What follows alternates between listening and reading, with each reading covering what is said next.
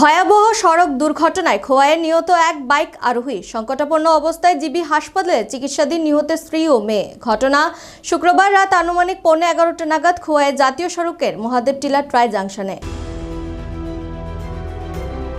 ঘটনার বিবরণে জানা গেছে, মহাদেব টিলা কীর্তনের আসর থেকে একটি মোটর বাইক করে সিঙ্গিছড়ার বাড়িতে ফিরছিলেন রঞ্জিত দেব, স্ত্রী সোমা দেব ও মেয়ে দেবশ্রী দেব। চোরাই কাঠ বোঝায় একটি বলেরো গাড়ি দ্রুত বেগে কল্যাণপুরের দিক থেকে মহাদেব টিলা ট্রাই জাংশনে এসে ট্রাফিক আইন লঙ্ঘন করে সজোরে মোটর বাইকটিকে পিষে দিয়ে পালিয়ে যায়।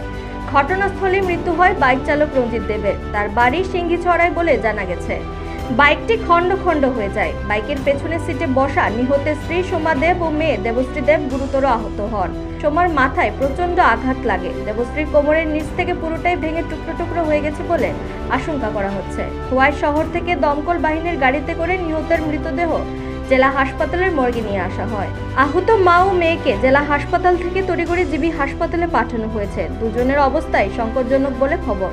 এদিকে দুর্ঘটনার পরিপ্রেক্ষিতে এলাকাবাসী ঘটনাস্থলে সড়ক অবরোধে বসে। তাদের দাবি, চোরাই কাঠ বোঝাই গাড়ি ও চালককে আটক করতে হবে, ট্রাফিক ব্যবস্থা চালু করতে হবে। অচেতন হয়ে পড়েছে মহিলাটা, সেন্সলেস, সঙ্গে তাদের মেয়ে ছিল।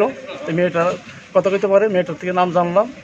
মেয়েটার বাবার নাম রঞ্জিত দেব, আর দাদুর নাম সুবোধ দেব, আর মেয়েটার নাম হচ্ছে দেবশ্রী দেব।